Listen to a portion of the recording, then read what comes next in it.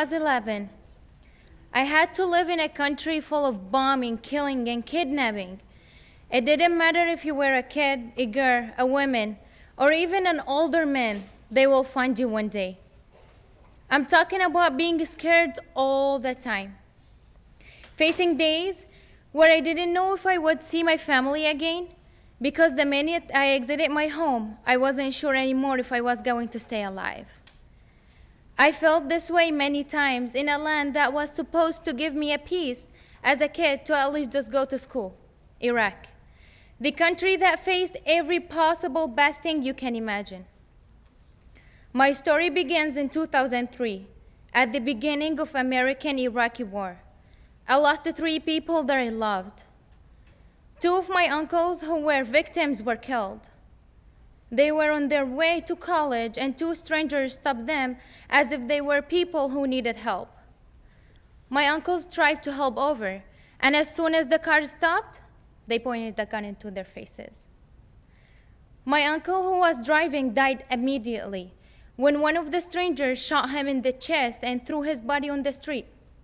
My other uncle opened the door and tried to run away, but they shot him in his leg and then in his face and took the car and ran.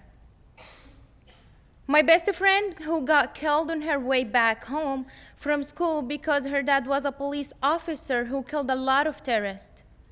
One of these strangers came back, and because he couldn't kill their dad, they chased his daughter, my friend, and shot her in her little white, peaceful heart that was full of love for everyone. These events affected me too much as a kid.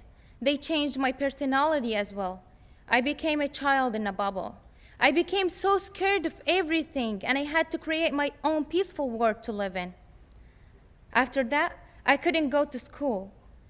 I stopped going to school for a while during the war. Schools were bombed, and we didn't have the space in the classroom to sit comfortably. And most of the time, we didn't have teachers. There was only one classroom with different teachers for each subject. There was no free education. And if you are poor and you couldn't afford it, guess what? Come back later. Sorry, no one will pay it for you except in rare cases. My school was only for girls. You barely see mixed school in Iraq, it's a culture thing.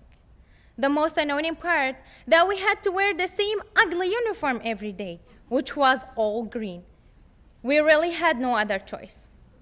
A day came when my dad came home, but this time he didn't kiss us like he always did. He came to my mom and whispered something in her ear that made her tears drop on my baby brother boy, who was sitting on her lap. My siblings and I knew that something wrong had happened. Someone left a letter in front of our door saying that we had to leave or they will force us to leave, which meant they will kill us. It was all because we were Shia living in a place full of Sunni. They said either you change or move out. People changed after the war. They became monsters and everyone wanted to act like a leader. Back then, it seemed like people wanted to eat each other. Their peaceful hearts became very dark, as if the lights shut down from the town in one moment. But I didn't blame them, because everyone back then had their own fear to worry about. We couldn't take a risk, so we sold everything we had and left our country, our land, and our people. We came to a country we didn't know anything about, just to stay alive, Jordan. On the first day of school, I know that my difficult journey had just begun. Every day it was hot in a class with 40 students breathing, but the teacher was always cold and said that we needed to close the windows. The worst part was when the teacher wanted us to write something, I had to fight to get my notebook out of my backpack because we really had no space to move around. I sat at the edge of the desk because I am left-handed, so I didn't bother my classmates while we were writing. My dream in Jordan was very simple, just to have my own space, to be as free as a bird, to have my supplies out of my desk, not on my lap. And instead of PE, we had to clean the school. Or my math teacher would take the class and teach us math. Oh gosh, this was the worst thing ever. We had a 30-minute lunch break, But unfortunately, we had no free lunch, so we had to bring our food to school. And if you forget your lunch at home or your dog ate it, it's not going to be a good day for you. You are going to pass from hunger, trust me. School in Jordan made me a very different person from who I am today. I didn't want anyone to talk to me. I used to sit at the very end of each class, so I didn't have to hear what other kids might say about my country, Iraq, and my weird, as they describe it, Cha accent. I felt like an outsider.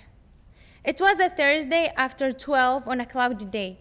I had to share my desk with 3 other girls, Leila, Sarah, Noor, who were mean and would purposely do things to bother me.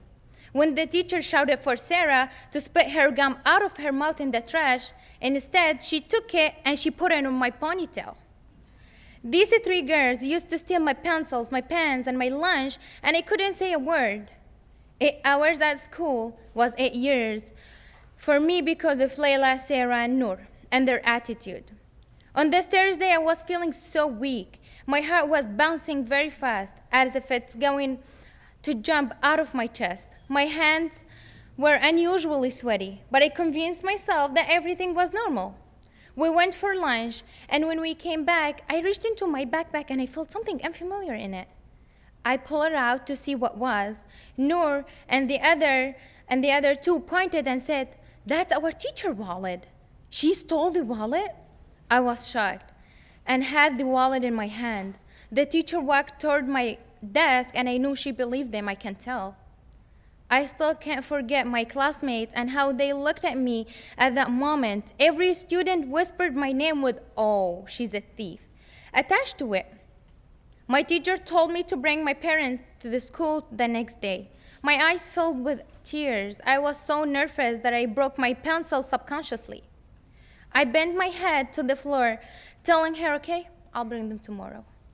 I went home crying and blaming myself because I didn't stand up for myself against Layla, Noor, and Sarah. I wished it was a dream and I was going to wake up from it. But this was real, and I had to think of how I was going to tell my parents what happened. When I got home, my mom asked me how my day was. I couldn't reply. I washed my hands and I told her I'm tired, I want to sleep.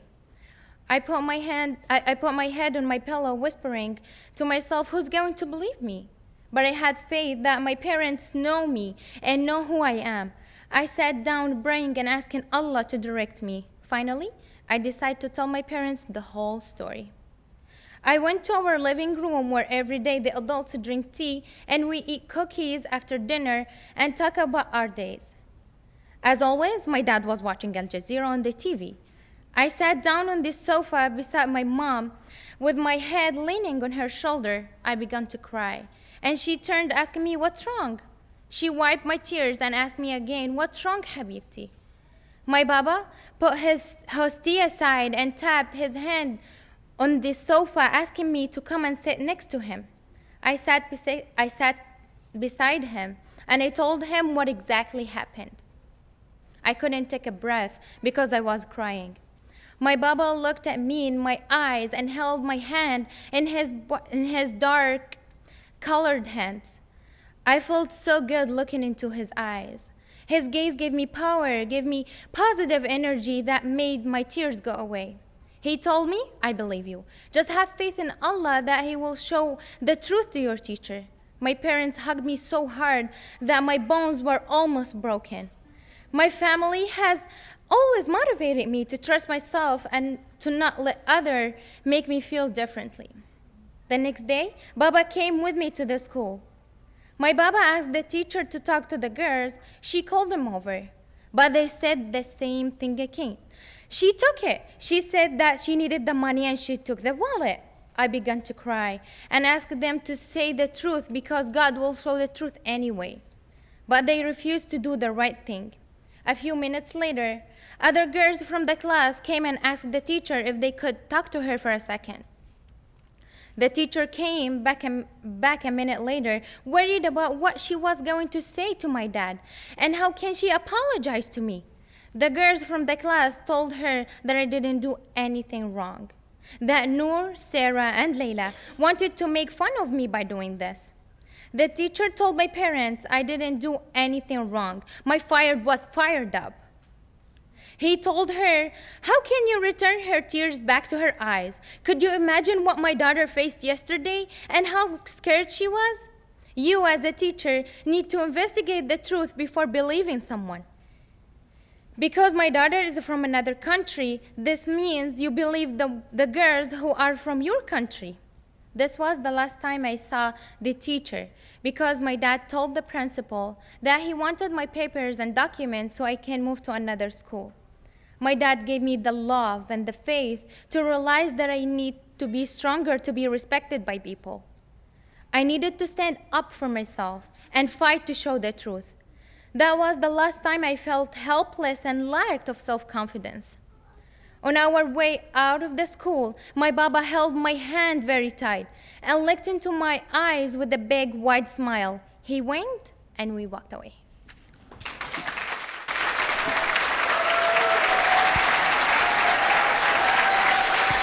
That was Shahad Kadmi.